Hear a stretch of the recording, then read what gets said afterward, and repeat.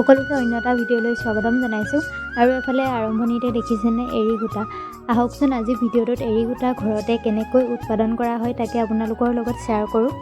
আমি সকলোৱে জানো এৰী সূতা কেনেকৈ উৎপাদন কৰা হয় আৰু তাকে আপোনালোকক দেখাওঁ বুলি ভাবিলোঁ, যিহেতু ভিডিঅ'সমূহ শ্বেয়াৰ কৰিয়ে থাকোঁ।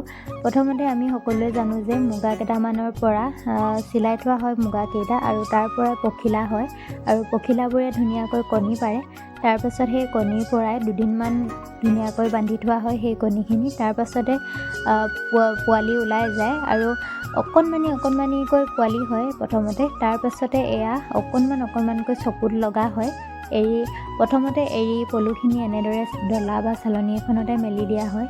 তাৰপাছত এইফালে দেখিলেনে এইফালে কেঁচেও গছ এৰী পলুক দিবৰ বাবে, আৰু এনেকুৱা ধৰণৰ পাতবোৰে আচলতে দিলে ধুনীয়াকৈ খায়। আৰু সেই কেঁচেও পাত এৰী পলুক কেঁচেও পাতে খোৱা হয়। আৰু এফালে এতিয়া এৰা পাতো খোৱা হয়, কিন্তু আমাৰ ঘৰত প্ৰায় যেতিয়াই মায়ে পোহে তেতিয়াই এফালে এনেকৈ কেঁচেও গছৰ পাতে খুৱায়।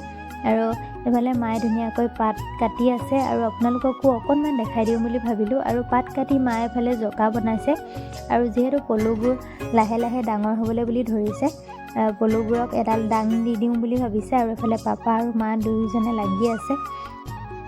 তাকে আপোনালোকৰ লগতো বোলো শ্বেয়াৰ কৰোঁ বুলি অকণমানকৈ ভিডিঅ' যেতিয়া ঘৰলৈ যাওঁ তেতিয়া কৰি ৰাখিছিলোঁ, তাকে আপোনালোকক দেখাবলৈ বুলি লৈছোঁ। আৰু এফালে পলুবোৰ ডাঙৰ হোৱাত এফালে এনেকৈ জকা বান্ধি দিলে, আৰু ডলাকেইখন তলত থৈ পলুবোৰ ওপৰলৈ বুলি উঠিবলৈ দিলে। আৰু এনেদৰে দিলে পকা ধৰাত সুবিধা হয়। যেতিয়া পলুবোৰে পকিবলৈ ধৰে তেতিয়া এই ওপৰৰ মুঠাকেইটাত ওপৰলৈ গুচি আহে আৰু পকা পলু ধৰিবলৈ সুবিধা হয়। আৰু এফালে মায়ে ধুনীয়াকৈ পাতখিনি দিনতে কাটি থৈ দিছিলে, আৰু ৰাতি আমি দুয়োজনীয়ে মই সেইদিনাখনি থাকিবলৈ বুলিয়ে গৈছিলোঁ ঘৰত।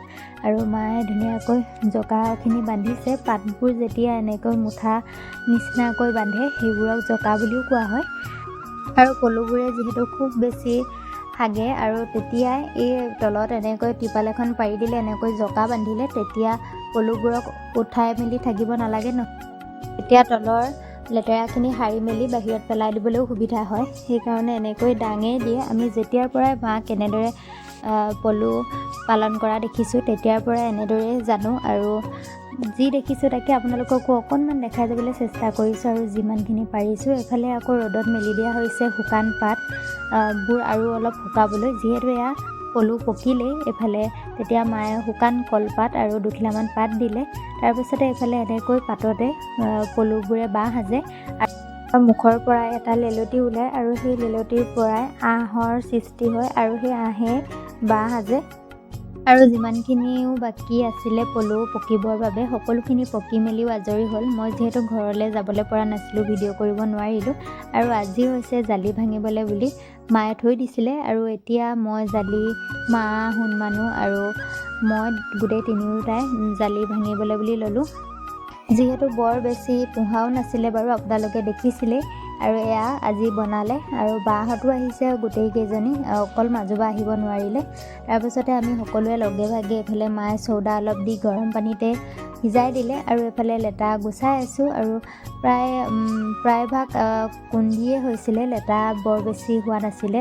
খাবলৈও হৈছিলে বাৰু, তথাপিতো ইমান বেছি লেটা হোৱা নাছিলে। ঠাণ্ডা দিন যিহেতু দিনো লাগে, আৰু এফালে চবেই যিহেতু হেঁপাহ কৰে সেইকাৰণে মায়ে লগতে সিজাই মেলি সকলোৱে খাবলৈ বুলি এফালে গুচাই আছোঁ। আৰু সকলোৱে আমি কৰি থকা দেখি আমাৰ ঘৰৰ সকলো আহিলে, আৰু সকলোৱেও লাগিলে। মাও আহিলে, দেউতাও আহিলে, আজি এওঁ লহিলেগৈ। আৰু দেউতা বাৰু দিনতে আহিছিলে, মাক এওঁ এতিয়া লহিলেগৈ। তাৰপাছতে এয়া সকলোৱে হাতে কামে আমি কাম কৰি আছোঁ, আৰু লগে ভাগে কাম কৰিও ভাল লাগে। আৰু এফালে গুচাই সকলোৱে এটা দুটা খায়ো আছোঁ। এনেকৈ বাৰু আপোনালোকে কোনে কোনে খাই ভাল পায়, আৰু এনেকৈ গুচাই থাকোঁতে খোৱাৰ আমেজটো সঁচাকৈয়ে সুকীয়া। আৰু যিহেতু এইবোৰ বস্তু প্ৰায় খাবলৈ বুলি নাপাওঁৱেই, কেতিয়াবা বজাৰৰ পৰা আনি খোৱা হয়, আৰু এফালে মায়ে পুহিলে খাবলৈ বুলি পাৰোঁ। আৰু এফালে ধুনীয়াকৈ মায়ে সিজাই মেলি দিলে, এতিয়া আমি গুচাই খাই আছোঁ। আৰু দেখিলেনে লেটা প্ৰায় কমেই ওলালে, সেইফালে ডাইৰেক্ট কুন্দি আৰু পলুৱে ওলাইছে। আৰু আমি বাৰু চবেই খাওঁ, কিন্তু এইফালে দেখি ভালেই লাগিছে, আৰু আপোনালোককো অকণমান লোভ লগাই দিলোঁ। খোৱাবলৈ যিহেতু নোৱাৰোৱেই, এইফালে অকণমান ভিডিঅ'ত লোভে লগাই দিলোঁ।